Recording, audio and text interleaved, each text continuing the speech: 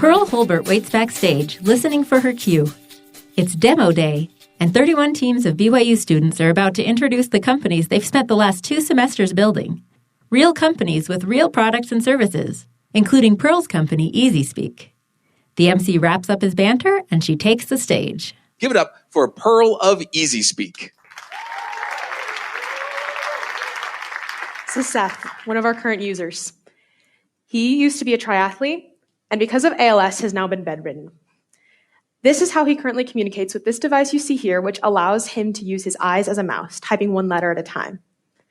This is not fast enough to replace being able to talk with his family.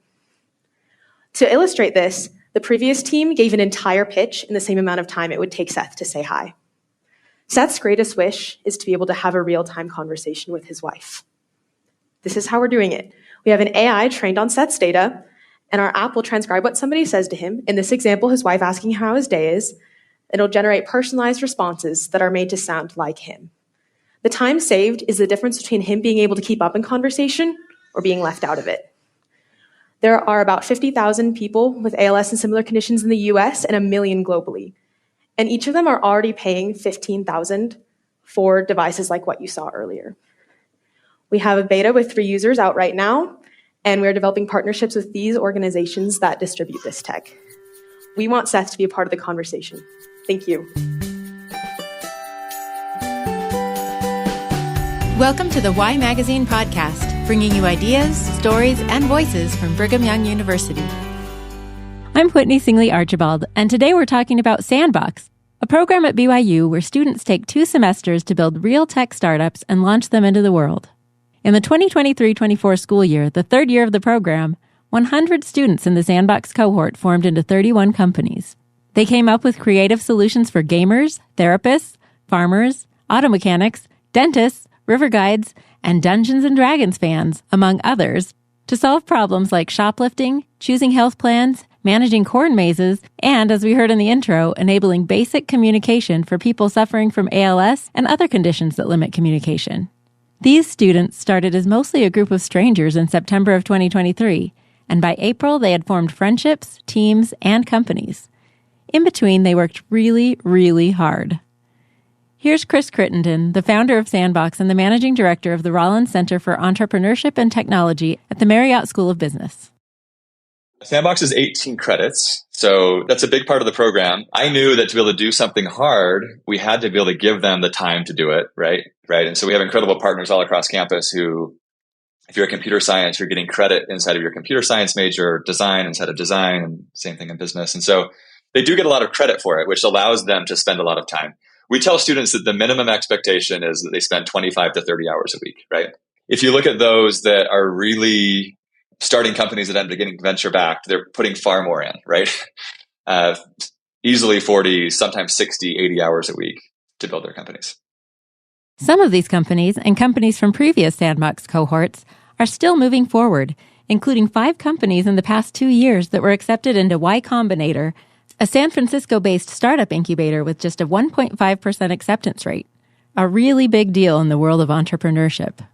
I think what Y Combinator does particularly well is they have a very large network around them, both investors, but also first customers. So getting into it kind of allows you to tap into this network. They do that really well. And as a result, it's extremely competitive to get in. So I think last year they had over 40,000 applications. And in the history of Utah, 24 companies have got into Y Combinator.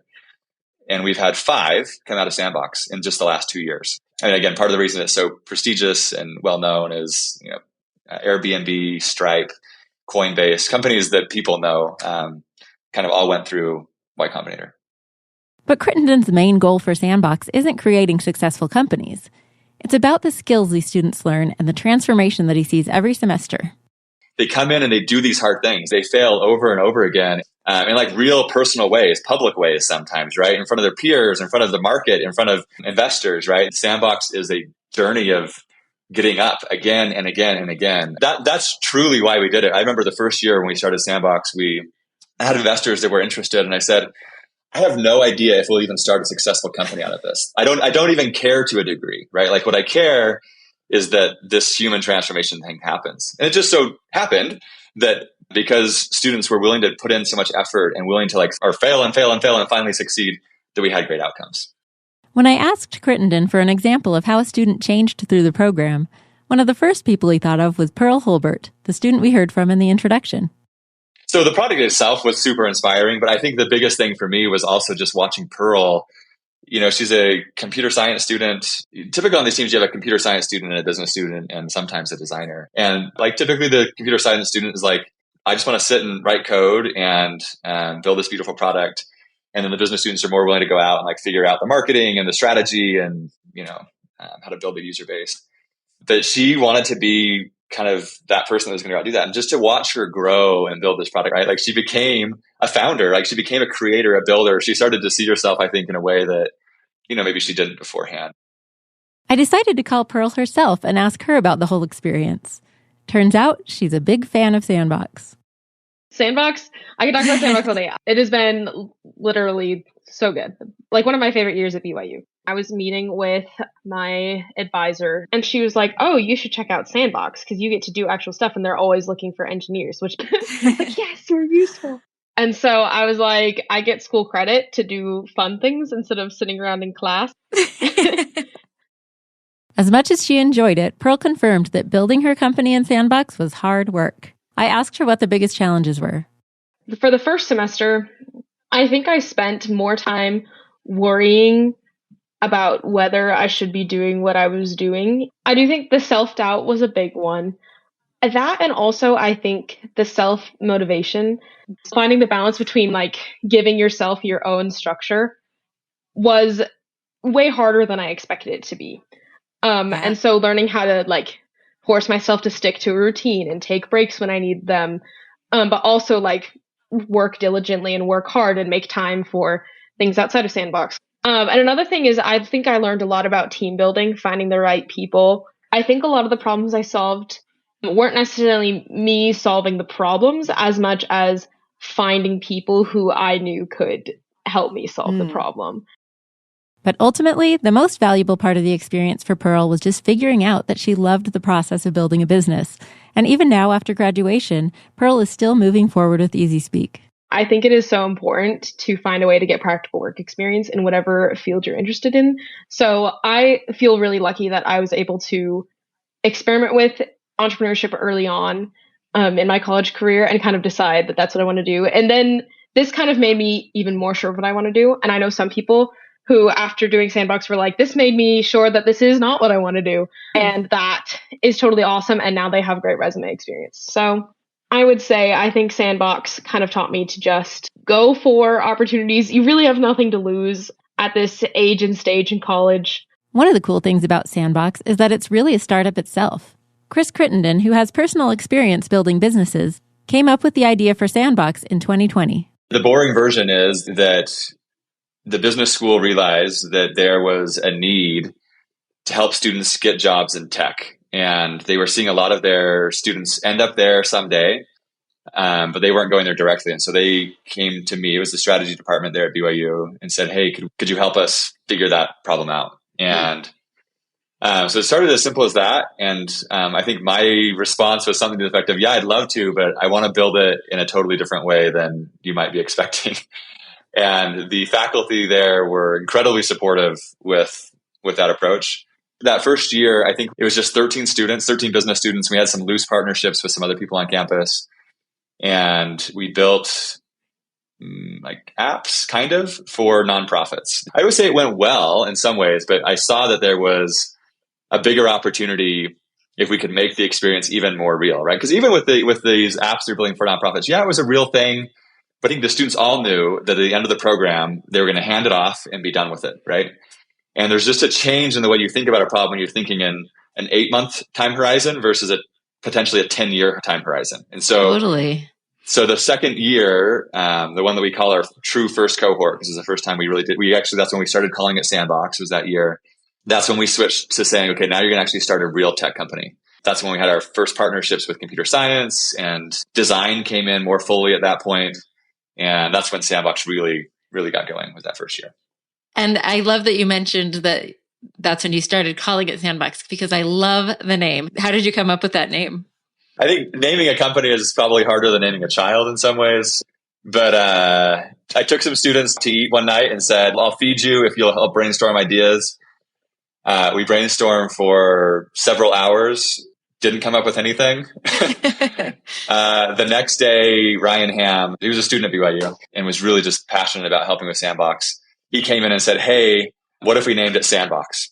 And I said, I think that's a terrible name. It sounds juvenile. It sounds like no one will take us seriously, but we had no better options. So we called it that and it stuck. And now I love the name. I can't imagine calling it anything else. I think names become largely what you make them, right? And I think Sandbox, the students have delivered incredible outcomes out of Sandbox. And now Sandbox has become a name and a brand that means something. And so that is interesting. Well, it says so much. Like it has the playful element, it has the building element. It's great. It's come to mean a lot to us now, right? As we've really leaned into becoming a builder, becoming a creator.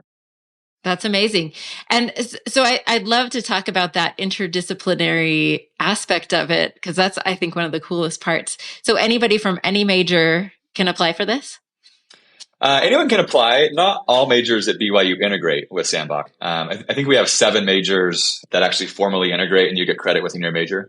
Okay. So computer science, applied computational mathematics, there's 2 design majors, and then there's 3 business majors. So if you're one of those, then it integrates and you can get credit within your major. If you're not one of those majors, you may end up getting an entrepreneurship minor. But so it's students from all across campus. And it is, I think, one of the many, I guess, secret sauces of what makes it work, right? Because you can't build a tech company if you're just a business student, right? Or just a design student, or frankly, just even a software engineering student or like a computer science student. You really need that diversity of skills to launch something like this. And so what size of teams are we talking usually? Usually, we encourage them to be 2 or 3 person teams because, again, everything about Sandbox is very real. And if you look at how startups start in the real world, the most common founding team formation is 2 people, right? And there's reasons for that, right? Like you can make decisions faster as a 2-person team than you can as a 3-person team, right? They pick their own teams, they form, they break up many times throughout the program because that's just reality, right? They have to learn to have those hard conversations of why things aren't working and, going different ways, especially if you're friends, right? But 2 to 3 people. Every year they want to do larger because they think, more people is going to be easier. But actually more people is harder. So do they apply as teams? Do they have their idea first? I mean, they come with ideas, but they don't apply with an idea and they don't apply with a team. And so we admit everyone individually. I think that's one of the cool parts about Sandbox is the chance to try to build something, even if you don't have people that you want to build it with, or even a particular idea to build. Almost 90% plus find their teammates and find their idea in Sandbox. Really? Okay. So what does that innovation process look like? How do you help them come up with their ideas in the first place? The best place to look for ideas are problems that you know personally, right? Mm-hmm. It's really hard to go and solve a problem that you haven't experienced for a couple of reasons. One, you don't have the insight into what the actual problem is if you're just interviewing people, right? If you haven't felt the pain. The second is, if you haven't felt the problem personally, you tend to not have enough conviction to keep pushing on it when things are hard. Because at some point, every idea seems like a really bad idea, right? Yeah. And so to launch a successful company, it takes pushing past that negative feedback to something that's actually worthwhile and valuable. And so where students start is it's like, my biggest pains are splitting the utility bill with my roommates, or sharing space in the refrigerator, right? Like those are typically not pains or problems that can be real businesses. And so we really try to help students think about areas of their lives where they know more about something than anyone else. I'm not saying that to be the world's expert, but they've seen something that most people haven't seen, right? So I think about a company that came out of, I think, our second cohort called Zamo. One of their founding team members had worked for a company where he was doing email marketing campaigns. He saw how inefficient they were. He discovered a technology that allowed you to create interactive emails so rather than just clicking a button to go somewhere else, you could actually check out and buy stuff in an email or subscribe to a newsletter or whatever else. And so he discovered this technology. He integrated it into their stuff at this company. It worked really well. And then he came back, and as they were thinking about what to build, he's like, why don't we turn this into a company? Because doing that for them was super hard. what if we built a platform that allowed anyone to do this really easily without the technical expertise? Another place they often find ideas is they start building a bad idea, right? And in the process of building a bad idea, they discover real problems that are worth solving. And so one of the big things that we teach students is that they have a real tendency, I think education teaches us to like sit in a room and solve a problem. We say, go launch something, and that's how you'll actually find the problem to solve. And so just getting them into motion is the first thing we do in Sandbox. As quickly as possible, get out and start building something for the real world. Even if it's a bad idea, you'll find something good along the way. So that's probably how most of the students find their ideas. Yeah. And have you ever had some that are just stumped that like take a really long time to land on something? Yeah, all the time. I think that's why it's so hard. But I think what's inspiring. So I'm thinking about one of the teams this last year. They were all in, right? Like they were putting in tons of time. They just kept iterating through idea after idea. They launched. They did everything we said, and they went through the whole entire first semester, just kind of from one bad idea to one bad idea, right? And then come winter semester, it was Dallin came to me and he's like, I've got this idea. I really want to do it. I feel really, really strongly about it. And frankly, I told him, I was like, Dallin, I think it's a terrible idea. But if you feel that strongly about it, you should go for it. And they did. And it's actually turning into what I think is like going to be a really promising business. So their idea is basically a console-less gaming platform. So you can imagine, I'm not a gamer, so this is probably why I didn't understand. Right. But, think about like a Nintendo, right? There's always hardware that you're buying to play these games. And they thought, well, internet latency is low enough now. We can actually turn your phone into a controller and build a platform where people can build games that don't require a physical console, right? And again, this is like a market I know nothing about, but you can imagine like the technical lift around that is like not inconsequential. And they started in January and they just like cranked on it. And actually at demo day, we actually had one of their games up so that the audience could play before it started, but they're finding like, strong traction.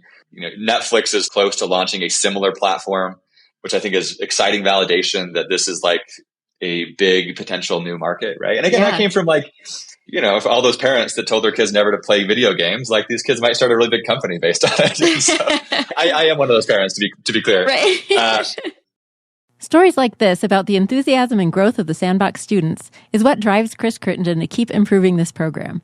In fact, like any successful startup, Sandbox is growing, expanding to 3 more universities next year: Utah Tech, Utah State, and Utah Valley University. These programs will all work together with BYU Sandbox to create a greater network and hopefully attract more investors to help fund these startups. And of course, it will also help Crittenden achieve his goal of continuing to provide transformative experiences for students. I believe that all of us have a spark of like divine creativity inside of us, like the ability to create something that doesn't exist. I think that gets stamped out of us, right?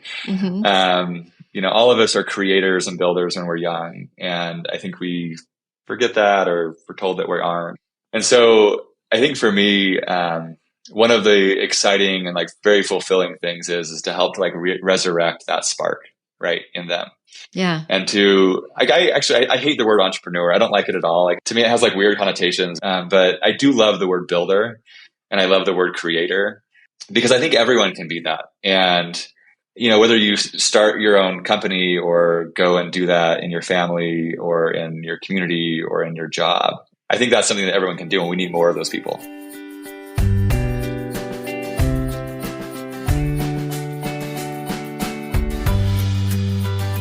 Thank you for listening to the Y Magazine podcast. If you enjoyed this episode, you may also enjoy 2 other episodes about student innovation: Students Engineer Prosthetic Solutions for Ecuador and Mapping Molokai. You can find links to those episodes in the show notes. We'll also include a link to footage of the entire demo day if you'd like to learn about the rest of the companies Sandbox students created in the 2023-24 school year. We'd love to hear your feedback and suggestions for this podcast. You can find a link to our listener survey in our show notes as well. Thanks to Joshua Rust for his article about Y Combinator called Incubating Ideas in the spring 2024 issue of Y Magazine for inspiring this episode. This episode was produced by me, Whitney Archibald, with executive producer Brooklyn Romer, mixing, mastering, and original music by Jarrett Davis.